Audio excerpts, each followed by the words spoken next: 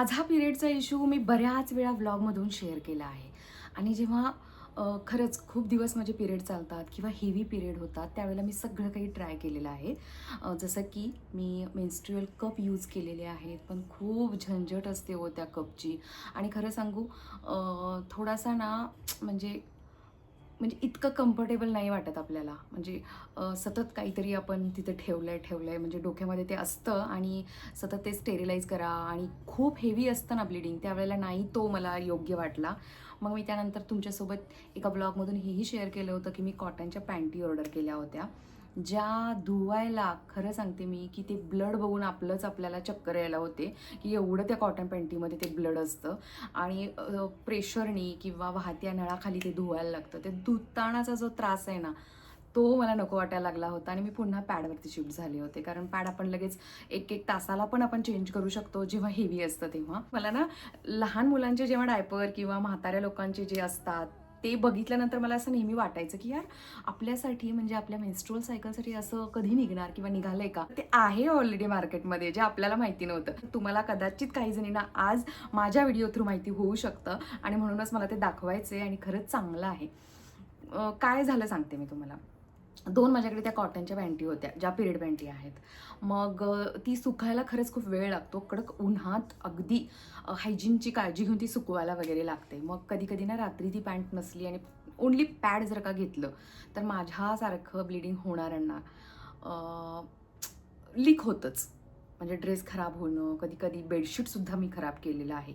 मग मध्यरात्रीच उठायचं, पुन्हा पॅड चेंज करायचं, बेडशीट, मग गादी घाण होऊ नये त्याची काळजी, मग डबल बेडशीट टाकायचं, ते धुवायचं, असला प्रकार मी खूप केला आहे. पण आत्ता ही जी काही मी तुम्हाला दाखवणार आहे, हे बघा. हे असं मी खोललं आहे आत्ता, कारण मी एक शॉर्ट व्हिडिओ बनवत होते. असंच की म्हटलं मला माहिती नव्हतं, तसंच काही जणींना माहिती नसेल तर त्यांना माहिती व्हावं म्हणून मी शॉर्ट व्हिडिओ बनवत होते. तर म्हटलं आता चला आपण लाँग व्हिडिओमध्ये पण बोलूया. तर हे बघा, हे असं फक्त 220 रुपयाला हे एवढं पॅकेट मिळतं आणि यामध्ये 10 आहेत आणि एक सिंगल हे असं येतं. प्रत्येकाला ही अशी एक बॅग येते ही आणि त्यामध्ये हे असं पॅड. तर हे पॅन्टीसारखंच पॅड आहे. हे बघा, पॅन्टीजच आहेत या. इवर यू समथिंग. हे बघा, इवर यू, EVER इवर यू.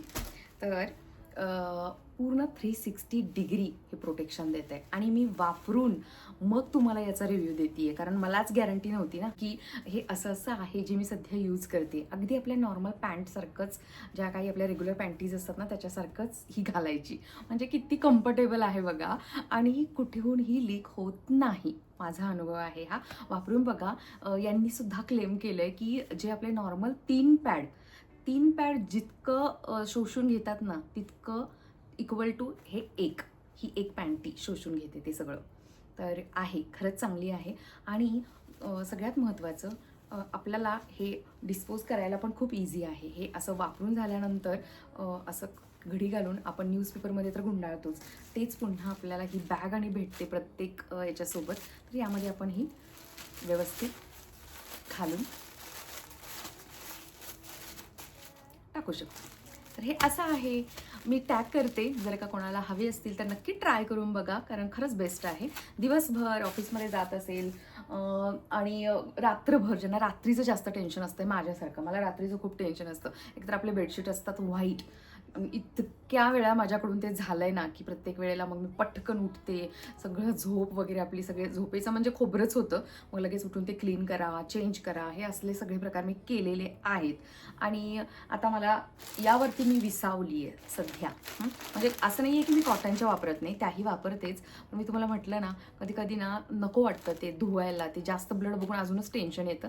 तर अशा वेळेला हे बेस्ट आहे, वापरायचं आणि फेकून द्यायचं. तर कसं वाटलं? नक्की एकदा तुम्ही ट्राय करून बघा. प्रत्येक स्त्री, मग ती हाऊसवाईफ असू द्या किंवा वर्किंग वुमन असू द्या, तिला तिच्या आयुष्यामध्ये रोज वेगवेगळ्या परीक्षांना सामोरं जावंच लागतं. त्यातल्या त्यात आणि सगळ्यात मोठी परीक्षा आपली की ही पिरियड्सची परीक्षा. माझ्यासारख्या स्त्रिया ज्यांना खरंच पिरियडचे काही इश्यू आहेत, त्यांच्यासाठी तर ही परीक्षा खरंच खूप कठीण होऊन जाते. पण या इवर यूच्या पिरियड पॅन्टीज वापरायला मी जेव्हापासून सुरुवात केली आहे ना, तेव्हापासून ही परीक्षा आता मला फारशी काही कठीण वाटत नाही आहे. माझ्यासाठी हे सारं काही इझी झालेलं आहे. ज्या स्त्रिया घरातून बाहेर पडून काम करतात त्यांना सगळ्यात आव्हानात्मक काय असतं माहिती आहे पिरियड्सच्या दिवसांमध्ये, की चांगलं वॉशरूम भेटणं आणि सतत सतत पॅड बदलायला लागू नये हे. आणि इवर यूजच्या जर का या तुम्ही पिरियड पॅन्टी वापरल्या तर या अडचणींवरती आपण सहज मात करू शकतो. I'm hushing the dog on the chain. आज खरं तर या पिरियड्समुळे मला काहीच काम करायची इच्छा होत नव्हती, पण म्हटलं चला असं नको करायला, थोडंसं ॲक्टिव्ह राहिलं ना की बरं वाटतं. नुसतंच बसून राहिलं की अजूनच बोर व्हायला लागतं आणि जी काही कंबर धरलेली असते म्हणजे दुखत असतं त्याचा अजूनच जास्तीचा त्रास व्हायला लागतो. हा माझा अनुभव आहे, तुमचा कसा आहे नक्की सांगा. मला ना या जे काही किचनचे हे हँडल्स आहेत ना ते अचानक घाण दिसायला लागले होते, धूळ दिसायला लागली होती. म्हणून म्हटलं की जे काही आपण बाकीचं डस्टिंग करतो ना त्याच्यासोबत हेही करून घेऊया आणि मगच इतर कामांना सुरुवात करूया. तसं तर आहोंनी आज मला खूप मदत केलेली आहे कामामध्ये. काय ते तर आता तुम्हाला पुढे कळेलच. There's no way to speak or reach out my hand. Watching the paper slowly. 2011 पासून मला हायपोथायरॉईड आहे आणि तरीसुद्धा माझं वेट कंट्रोलमध्ये आहे.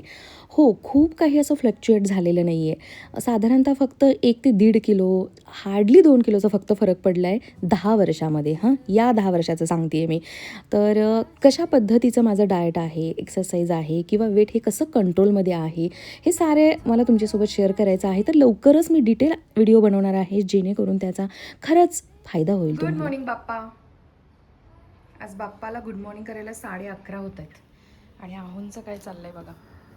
संडेची भरपूर सारी कामं केलेत आहोंनी आज. तुम्हाला असं वाटतंय तो कलर चांगला राहिला असेल? 4थं वर्ष हे सप्टेंबर मध्ये 4 वर्ष कंप्लीट होणार या कलरला. कलर आहे ते मला बघायचं.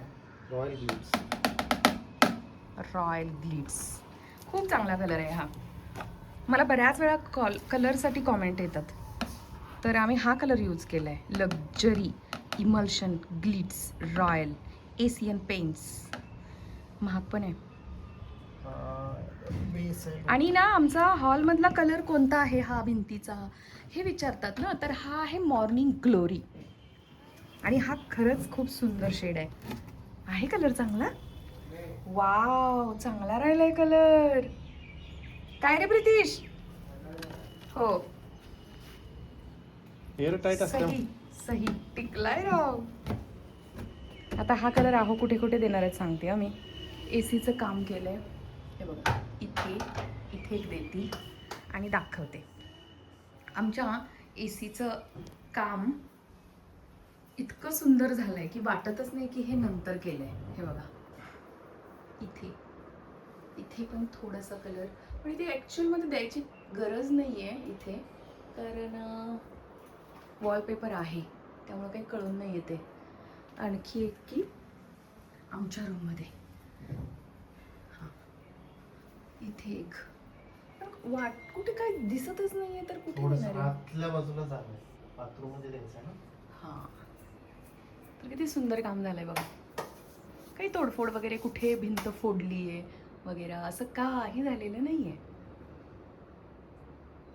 हां, आता बाथरूममध्ये हे जे झालंय हे बघा, कोर कटिंग इथे कलर द्यावा लागेल आणि ही जी पाईप तुम्हाला दिसतीये आणि हे बघा इथे एक कलर द्यावा लागेल. तर हे सगळं झाकून जाणार आहे कारण आम्ही बरोबर त्या कोर कटिंग पासून खाली ना फॉल सिलिंग करणार आहे लवकरच. काय आहो? येस. दूध तापवलेलं होतं ना? नाही, आता थंड काढलंय ना. थंड थोडी त्याला द्यायचं फ्रीजमध्ये. हे गॅसला ना आमच्या हे असं आहे बघा, लाईट गेली की माचीस बॉक्स घ्यावा लागतो. चला, आलू पराठा करायचे. बटाटे शिजलेले आहेत आणि थँक्स आहो ही एवढी सारी भांडी धुतल्याबद्दल. मनापासून थँक्स. इतकं बरं वाटलंय की काय सांगू. खरं सांगते मी, ही सगळी भांडी आहोने धुतली आहेत. आणि आपला डॉलर वरती यायला लागलाय. डॉलरला मी हा, मान टाकली होती पण झालाय. 2 वेळा पाणी घालायला सांगितलंय. Thanks dear. एका आपल्या मैत्रिणीने सांगितलं की डॉलरला 2 वेळा पाणी घालायचं असतं, तर आम्ही घालायला सुरुवात केली आता 2 वेळा. आलू पराठा बनवण्याची माझी पद्धत मी बऱ्याच वेळा माझ्या व्लॉगमधून शेअर केलेली आहे आणि काही जणी भाजी बनवून करतात, पण मी भाजी न बनवता करते. पण अशा पद्धतीनं सुद्धा खूप खूप टेस्टी बनतो.